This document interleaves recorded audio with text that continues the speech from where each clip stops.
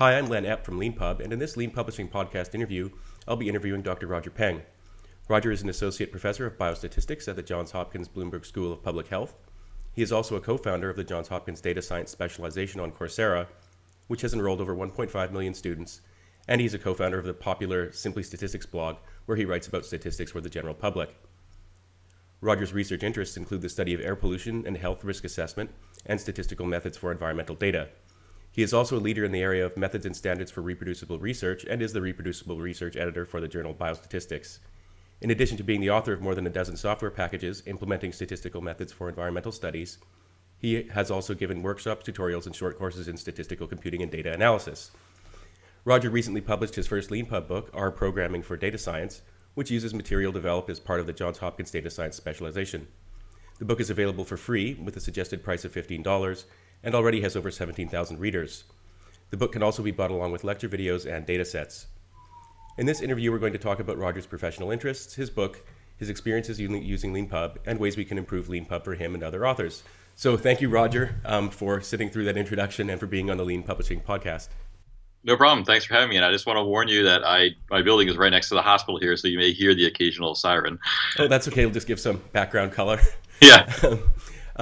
So I'd like to start with a couple of biographical questions. Can you tell us how you first became interested in statistics generally and in biostatistics specifically? That's a great question. It's kind of a weird path that I took. So I studied math in college. I think that's how a lot of people get involved in statistics initially. And I took part of my kind of math requirements required that I take a course in statistics. So I took I think it was probability theory, and I really enjoyed it. So I kind of kept going down that road and taking more and more statistics classes, and ended up being kind of like a minor in that area. And so I thought about, so I just kind of naturally thought about applying to graduate school. My brother had gone to graduate school, my older brother had gone to graduate school, so I just figured that was kind of the right thing to do. And it was kind of funny because I graduated from college in 1999, and basically it was the dot-com craziness, and everyone was just going to these software companies, and here I was, going to apply to graduate school. So I kind of bucked the trend there. So anyway, so I applied to graduate school in statistics because I thought, that's what I wanted to do. It seemed like a fun field. And so I went to UCLA and got my PhD there. And I originally kind of thought I didn't really there was no bio in my work there. I didn't learn any biostatistics per se. I wasn't really working in biomedical sciences. And so I was looking for a job, and my advisor, his grad school roommate, was a professor at Johns Hopkins, and I had no intention of really applying there because I didn't really think I was doing biostatistics. And then he said, my old roommate's there. He says he really loves the place, so you should check it out. So I applied and I interviewed, and I really liked the people there. And I thought, okay, well, even though I'm not like specialized in this topic area, it seems like a great environment, a great institution. So I got the job here and I came. So it was kind of weird. It was just, I think because it wasn't necessarily like directly what my training was, but I think, I don't know. I think for me, like a lot of decisions I make in terms of what to do or where to go are based on kind of like what people are involved, and if there's like good people involved and I like being with them, then that's kind of like that's the bottom line. For me. It's interesting, you bring up the startup world as well. I mean, that's how, a lot of decisions are made, in startup land as well, right? It's like, we've got lots of options, we've got lots of ideas, but like, what startup should we work with? Well, the people that you're going to be involved with are often a driving factor there.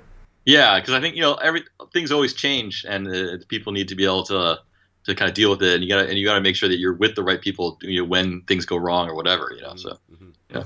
I have a specific question about the work that you're doing now. It's on your website that you're working on environmental biostatistics and how air pollution and climate change affect human health. Can you just give us a little bit of information about how you would use statistics to study those effects?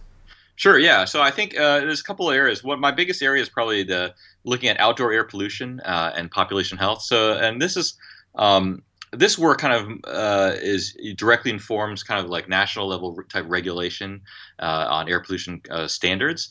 And so what we do is we look at, so in the U.S., the U.S. Environmental Protection Agency monitors air pollution all across the country in all the major cities. And the idea is that we want to see how the levels of air pollution that are changing in the air are related to kind of different population health metrics. So we might say, look at the number of people who have been hospitalized for a heart attack on a given day, or the number of people who were, hospitalized for respiratory infection, something that we think is linked to air pollution exposure. And so we have these very long time series of daily levels of pollutants, and then, from day to day, things go up and down. And so you would imagine that if pollution is linked to health, that as pollution is going up and down, the various health metrics should be going up and down, right? Mm-hmm. But the problem is that kind of like teasing out that signal is really hard, because it's not the kind of signal that air pollution is not the kind of thing that knocks you over as soon as you walk outside, right? Well, at least not in the United States, right? And so there are all kinds of other competing factors that are a risk for your health. And so kind of teasing out the signal that air pollution contributes to kind of either morbidity or mortality risk is really where kind of statistical models are needed. Back in the old days, like in the 40s and the 50s, where pollution was just out of control, you didn't need fancy statistical models to see that it was affecting people's health. You just had to go out in the street and see people, right, having problems. But now that pollution levels are lower, it's hard.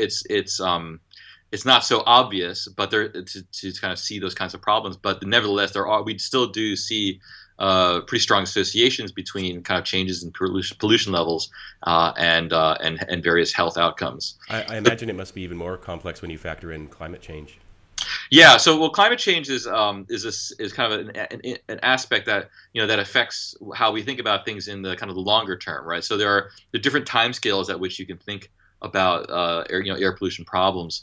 And one of them is kind of like the day-to-day level, but another one is kind of like how things change over time, and are things improving as air pollution levels go down. And climate change can affect that in a variety of ways. One, in kind of affecting the weather, which has an interaction with kind of air pollution levels, and the other is that as we implement policies to deal with climate change, that has a direct effect on on air pollution levels too. And so for example, if we want to deal with climate change by shutting down some power plants, then that will also affect kind of the direct levels of pollution. So there's lots of interactions between the kind of the different things there. So there is so statistical modeling is useful for kind of integrating all the different kinds of data that you come across, whether it's climate data or air pollution data or health data, and it's also useful for teasing out these kind of sometimes these small signals that we have to detect. And are you working with a national data set, or do you focus on a specific region, or say urban versus rural, or something like that? Right. So my work focuses on kind of national level studies. And so we get data on the pollution side. We get data from the entire US EPA network, monitoring network, and then we get health data from really large kind of administrative claims databases like Medicare and Medicaid, which are these large kind of national insurance programs. So we can look at insurance records and see, okay, every time someone was hospitalized, we can kind of mark that up, and then and see if it's related to changes in air pollution levels from the monitoring network. So okay, that's really interesting. This reminds me of there have been stories in the media in the last year or so about Paris shutting down half the cars on the streets, for example. Yeah. Like you can only drive a car if your license plate ends Right. in an even number or an odd number on a day, to cut down on car pollution. And I'm interested in, because you were saying pollution levels have gone down generally in the States in the last couple of decades, I imagine. You don't see any problem like that emerging in an American city in the next 10 or 15 years? Any problem like what? Sorry. Like there is in Paris. Well, I think there are some cities that, I think that if you look across the nation, things have gotten much better over the last few decades. But there are still cities that have very high levels of pollution and still have problems. And so, for example, if you look at I think it was in 1996, the Atlanta Olympics, Summer Olympics, they implemented a scheme kind of like that in terms of traffic control. And just because they envision lots of people coming and things like that. But I think there are cities that are still kind of beyond the regulations here in the United States that need to improve their levels. And so it's not although conditions are generally much better, it's not like a solved problem yet. Okay. Yeah. Thanks. Just switching gears slightly, and just talking about data science more generally. I looked at the Johns Hopkins Data Science Lab website, and I'm just going to read a quote and ask you to explain a little bit about what it's talking about. But I know you probably didn't write it, but It says the revolution in measurement and the resulting deluge of data has made data science the most important field of study in the world today. So can you explain a little bit about why data science is so important generally, just for people who might not be familiar with it? Sure, yeah. So I think if you look around, if you just look around yourself, basically, everything that you look at is essentially generating data. And if it's not generating data itself, we have some device that can collect data from it. And I think so. Everywhere you go in the world and in your life today, there is information that's being generated and kind of spewed out into the world. And a lot of it we can't collect because just there's too much. But we can collect more and more of it as time goes on because of kind of improvements in technology and in computing power. And I think back in if you looked back many years, let's say 100 years, the biggest issue was collecting the data. Because it was very expensive. And you had to be very careful not to waste a lot of resources collecting data. And then once you got the data, assuming you did it right, the analysis was pretty straightforward because there's maybe 10 data points or whatever. But now we have the kind of reverse situation where the collection of the data is very routine. And in fact, is almost too routine sometimes. I mean, the data is just happening, is being collected whether we like it or not. You look at some like server web logs, the data is just being collected. It just is. And so now the analysis actually has become much more complicated and much more difficult to do because of the volume and the complexity and the heterogeneity of all the data that's just being generated automatically. And so the kind of the difficulties and the skills that are required have really flipped. Whereas before you had to be really careful about like optimizing your study design and kind of making sure that you're not wasting things. I mean, you still have to worry about that. But now the skills for data analysis are really kind of necessary. And there are a lot of fields where that didn't emphasize the data analysis part and are realizing now, oh, actually, we really got to train people in this area, whereas in the past we did not have to. So that's when I say that I think data science is, in many ways, it's taking over every area of either science or business or whatever, because everywhere there's data, and so the skills to analyze those data are just becoming increasingly valuable. I imagine that the presence of this data as well as unlocking new areas of study, right? So, for example, in the past, people weren't all wearing Fitbits and clocking their steps every day and stuff like that. So that now that things are being tracked that weren't being tracked before, it must open up new areas for study. Yeah, and even more base. Yeah, there's new areas of study being created. Things like wearable computing that didn't exist a couple of years ago, and I think, but also there's just new kinds of data that we've never seen before, and so we don't even know how to characterize. So if you have an accelerometer that you're wearing, how do we even get any information from that data? How do we know what you're doing from the accelerometer? So I think that's where statisticians like me and many other people that I work with, that's where we earn our money, because we have to figure out ways to look at that data, to characterize it, to understand kind of what's happening. Okay, I'm not sure if my next question is related to that, but you do say on your website that you have a special interest in reproducible research, and I was wondering if you could explain a little bit about what reproducible research means and why it's so important to you and to your field. Yeah, so I think reproducible research is it's kind of like the scientific analog of like open source software. So the basic idea is that for work to be reproducible, and there's a lot of confusion sometimes about the terminology. The idea is that you want the kind of your data and your software code to be available to others to look at, and so the idea is that I can take your data and I can take the software that you use to analyze it, and I can kind of reproduce the numbers that you've published or the graph or the plots that you made or whatever it is that the result was. And so it's not that I'm going to redo your whole study. I'm just going to take your data and kind of produce what you produced. And the funny thing is that like this was not that important in a way many years ago, because the data, it was so small. There was no software, right? There was nothing to provide. Right? If you really want to know whether an experiment was valid or not, you would just do it again, right? You do it yourself, right? But now the problem is a lot of studies are so big and they involve such large quantities of data that the collection of, like I said before, the collection of the data is not really the challenging part. It's really the analysis and how they analyze the data to come to a conclusion about nature or whatever it is they're studying. That's really where all the difficulty is, and so we really need to know. And the problem is that the publishing um, infrastructure is not really designed to kind of to let people know what those details are. So the kind of bottom line way to know what those details are is to see the code, to see the data, and so. But again, because a lot of this happened very quickly, there isn't the kind of infrastructure there for giving people access to data, giving people access to software code, and so a lot of that kind of has to be built. So I was kind of interested early on in kind of getting this idea across to people and convincing them that it had to happen in order for kind of science to move forward.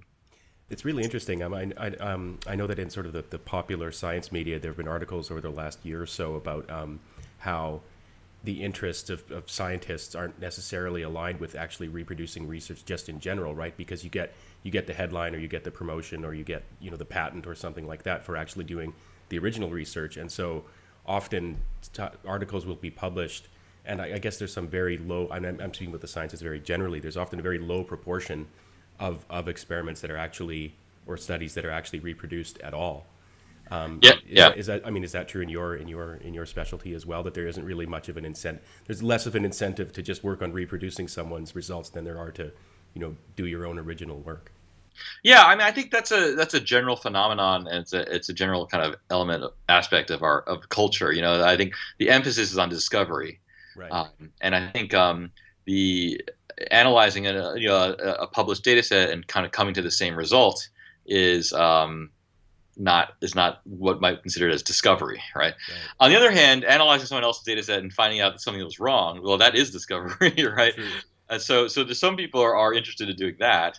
But in general, I think, so just reproducing another finding is sometimes difficult to say, for example, get funding for, or to get published in a high profile journal. But however, I think the issue when it comes to something that's really high impact, something that's really interesting to that subfield, to that field, it will get reproduced. And because people, if it's something that's really surprising or something that could have an impact on the entire field, people are going to want to know whether it's true or not. And the only way you determine whether it's true or not is to have multiple people do the same experiment independently, right? And so, if no one cares about it, then it's kind of hard to justify reproducing it. And there's a lot of scientific publications out there. And it's not like every single one of them is going to be reproduced. It's just not physically possible. Right. Okay. But if you look there are many examples in the recent kind of popular press of either of things that were faked or things that didn't reproduce, whatever. And you realize that that's kind of how the system is supposed to work. So there's this kind of this example with stem cells, I think, and it was a very surprising result, right? So what happened? Well, immediately 10 labs went to reproduce it, right? And they couldn't do it. None of them could do it. So they knew it was wrong, right? And so there is an interest in reproducing things, but probably weighted more on the things that are surprising or really exciting. Oh, fair enough. Speaking of thanks for that. And speaking of original research, I guess I read in the preface to your book that your first experience with R, and I'll ask you a question about that in just a minute, involved an analysis of word frequencies in classic texts like Shakespeare and Milton. Yeah. To see if you could identify authorship based on word frequency. And I was wondering if you could explain a little bit about how you got into that and what your results were, if you can remember that far back. Oh, yeah. I mean, to be honest, I can't remember how I got into it. I needed like a senior project when I was in college. And I think my advisor pointed me to this paper. It was published in the 60s about two statisticians who had analyzed the Federalist Papers. Because there was some controversy over who wrote which of the Federalist Papers, and so they did a little statistical analysis. And so I kind of adopted the same approach that they took, which is that and the question was, can you identify certain written works based on the rate at which they use what are called function words, so words that are kind of, you don't really think about it, like the, and, he, she. You probably don't spend a lot of thought on like how frequently you're going to use that word. Mm-hmm. And so the idea is that it kind of reflects your natural kind of personal style.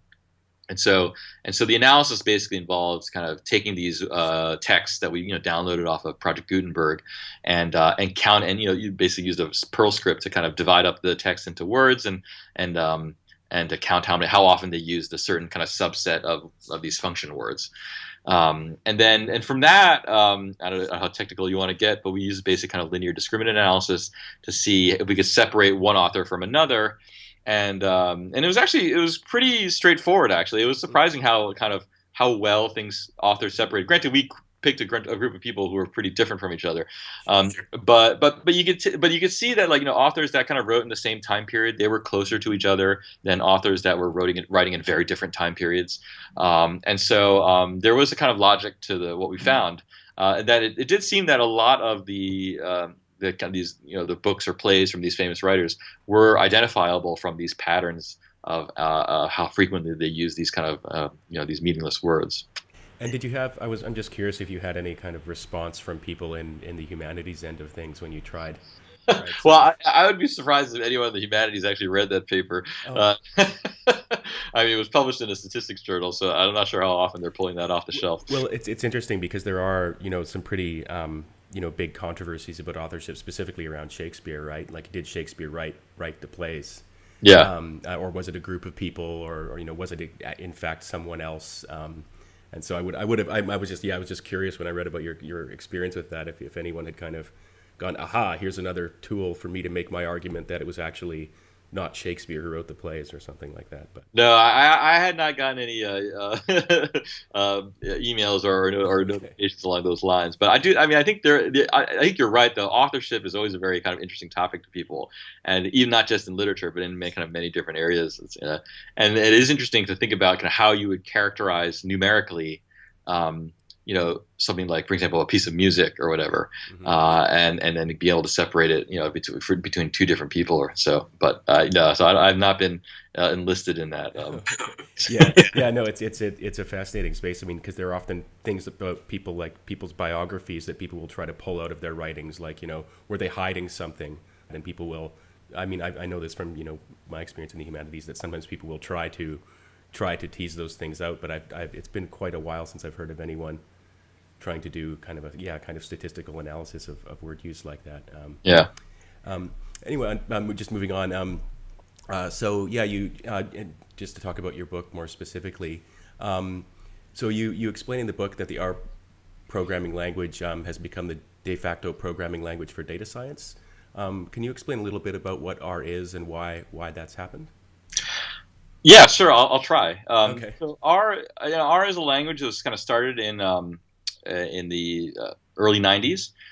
It was created by two statisticians from New Zealand, and originally they wanted to create a statistical language that was kind of free to them and that could run on kind of very lightweight computers. I think they were using like old Macintoshes, and they wanted to use it to teach statistics. That was kind of their goal. They didn't have any grand aspirations at that time, I think. But one of the issues, so back then, open source software was still, in some sense controversial. There were really no statistical packages of any quality that were free or open source, and so you had to pay a lot of money to use these statistical packages to analyze any data. And so unless you were at a big company or at a university, you didn't really have access to this kind of stuff. And so they kind of put R up on the web in the kind of later '90s, and it was really the kind of first. It was one of the first kind of open source statistical packages out there that you could really use to kind of do serious data analysis.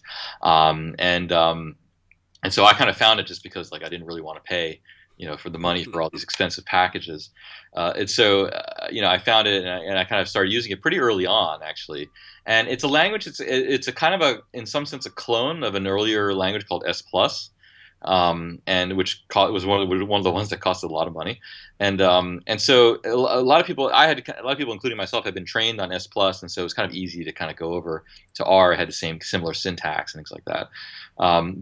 So that's kind of how I started using it. And I think very quickly, as many successful open source projects, I think, experience, a big community developed around it. All over the world, in Europe, the U.S., and Latin America, Central America. I mean, a lot of people gathered around it. I think initially because it was free, but also because, and eventually I think because the community itself becomes a reason to use the package. And people started building add-on packages. that you could load up, and I think, and so it became this thing where all of a sudden, at some point, there was a point where like where R was better at some things than a lot of the commercial packages, and I think from then there was kind of no turning back. Um, and so I kind of got involved earlier, somewhat early on in the kind of history of language, and kind of saw it develop and become popular. And now it's hard for me to comprehend sometimes because how popular it's become. Because I always thought it would be this kind of niche academic thing, um, but now it's in business everywhere. There's companies developed around kind of selling and kind of consulting on R. There are a lot of data science companies using it for analysis. And I think, and its capabilities have just really kind of expanded in so many different directions.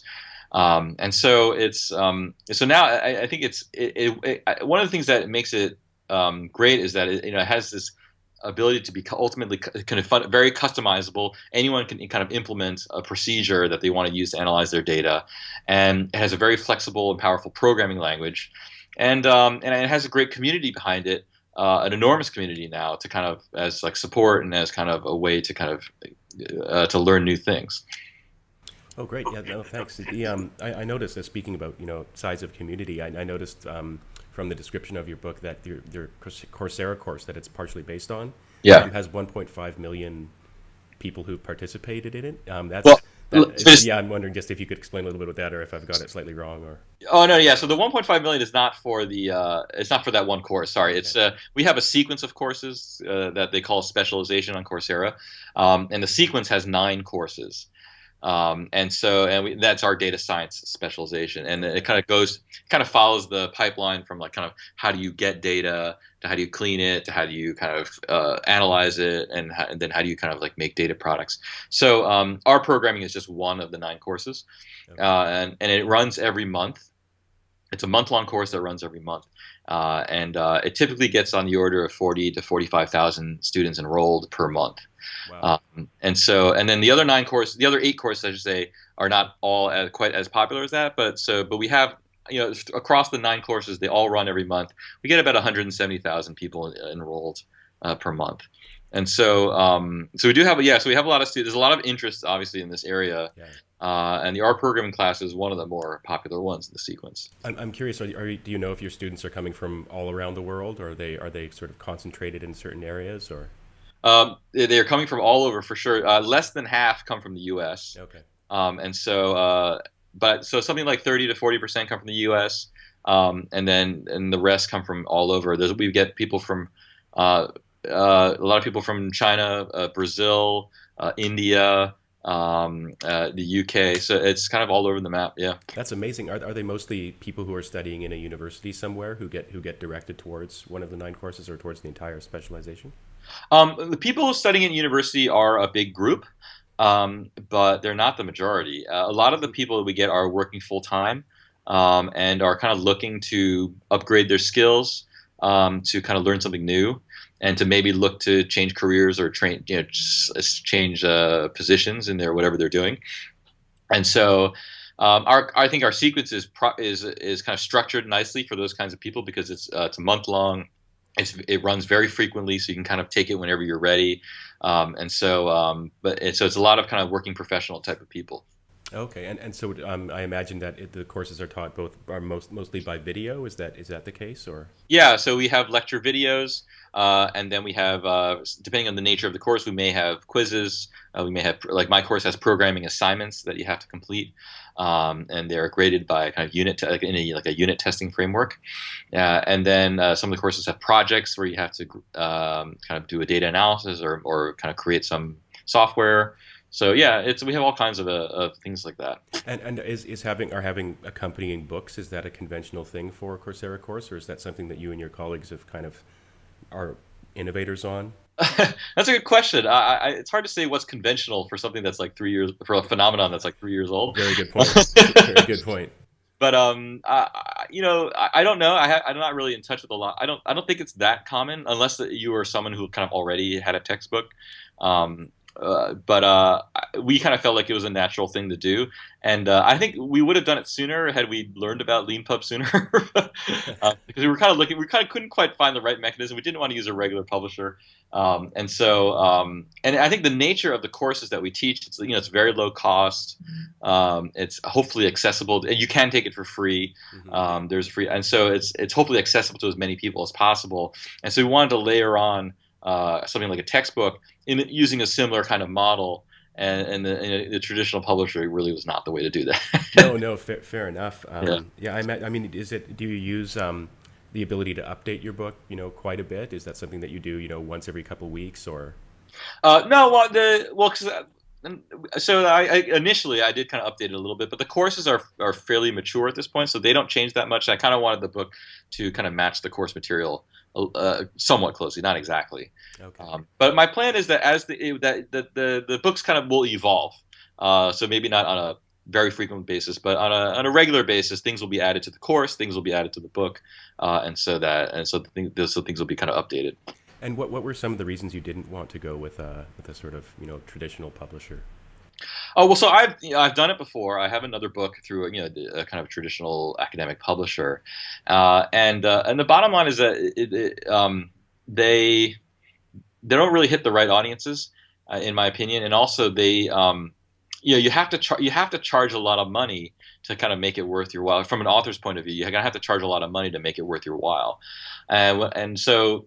And it's also a very slow process. Another, so because the publisher really doesn't do anything for you. You have to do all the formatting, everything. Oh, So, really? You have to do the formatting as well? oh yeah, I mean, for an academic book, I mean, unless you're writing something that's guaranteed to be a bestseller, I mean, you have to do everything. And so they do a little bit of marketing for you, and then they go to the conferences and stand at the exhibit booth for you.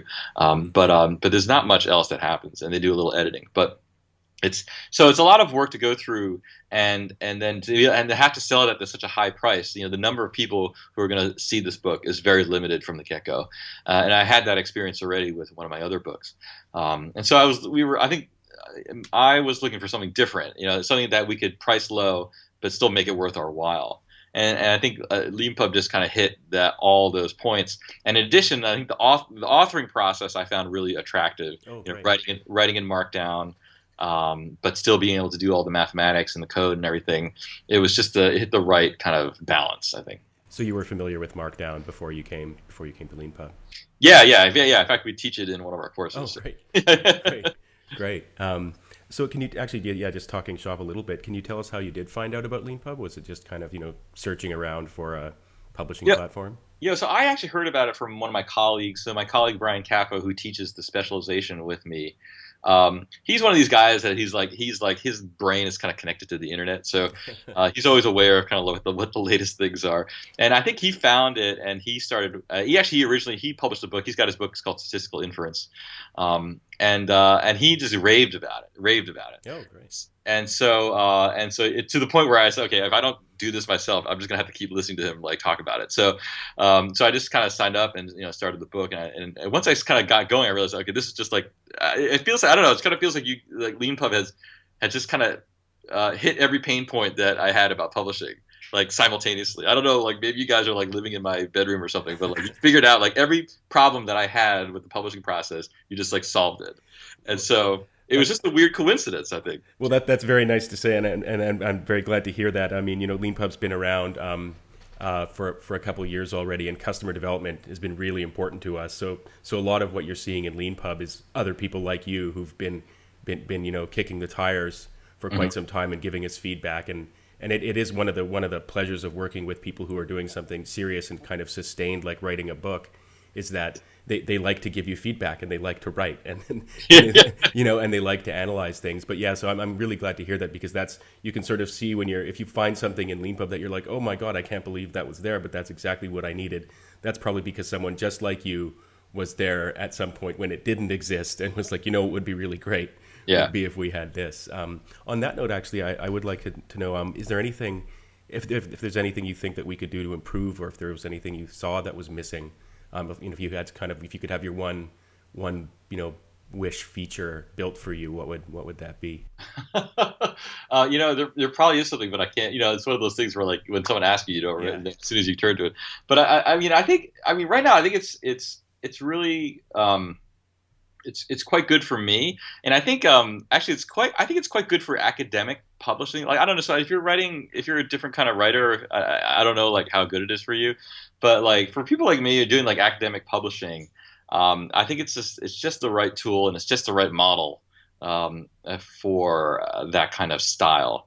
And I think so. I mean, I think unfortunately I don't have my wish list in front of me. That's okay. That's okay. If you But ever think of anything, please get in touch. yeah, no, but I think no, but I really I'm serious though. When I say that, like I think you really hit kind of all the major points, uh, and um, and so I think it's yeah, it's really you're at least 90% of the way there. So if there's another 10%, we'll figure it out. But Oh, uh, well, thanks very much for that. Actually, I do have just one more question yeah, about academic publishing specifically. I mean, it's something we've been thinking about for quite some time now, and I was wondering, one of the big questions about academic publishing is that people are often looking. I mean, if they're tenure track, but they don't have tenure yet, that's kind of the most important kind of promotion point, and there's often sort of very specific, in fact, kind of um, even calculated kind of methods for saying, what the value is of getting a publication in a certain journal, or what the value is. I don't know how much it's like this in the States, but definitely in the UK, they have this thing called the research assessment exercise, which actually kind of quantifies your contribution to the field, and often this is based on rankings of journals or university presses, for example. And so getting like a monograph published with the Oxford University Press or something like that is worth more than one from somewhere else. right. And I'm curious about, I mean, what you might think about that when it comes to academic publishing in the future, right? Do you think this is something that's going to change where, like, for example, if you published an academic book on Leanpub, it's hard to know how it would fit in with that ranking where people are sort of looking for quantified professional development? Yeah, I think that's a short-term issue. Um, Hmm. so people like today, I think it may have an issue, may have a problem because it's kind of we're in transition and like ebooks are still kind of new, and um, but I think in a couple of years it won't even come up. I think, and I think the idea that you're kind of self-publishing in a way or whatever is not such a big deal because I think with books in particular, you know the publishing process is not like when you're writing a journal article, which is peer reviewed. With books, there are peer reviewers, but you have much more control and it's much more your thing. Hmm. And so it's much more of a personal statement when you write a book, I think, than if you write like a journal article, it's a research article. I think with books, when it comes down to, it's not so much like, oh, is this publisher good or not? It's more about like, wow, it's a really big commitment of time to write a good book. And if you're a junior professor and you're looking to get promoted, you're going to think, oh, what's the trade-off here? I could spend this amount of time to write this book, or I could spend the same amount of time to write 2 research articles. Hmm. Because there's a huge commitment of time, and that trade-off, I got to do one or the other. I can't do both. And I think one thing that's nice about something like Leanpub and a lot of these other kind of tools out there is that it really decreases the amount of time that's not spent just directly producing content. And I think the amount of time that because the time is the one resource that is the most important resource, and if you can minimize the amount of time that's doing things that are really not that important, like emailing back and forth with the publisher or whatever, and I just really and just focusing on writing content and kind of writing your book. And again, that's like one of the beauties of Markdown, right? It's just focused on writing the content. I think that is a major plus. And that's kind of what I tell people now too. It's like, the tools are developed such that you don't have to waste time figuring out like how to format things correctly or how to produce things. You just focus on writing. And I think that's the kind of thing that I would worry about most. So, if in terms of like the time trade-off for writing a book versus not writing a book. I think it's not so much an issue of like, oh, should I go with this publisher or that publisher? Okay. Well, thanks very much for that. I really appreciate you giving us your time today.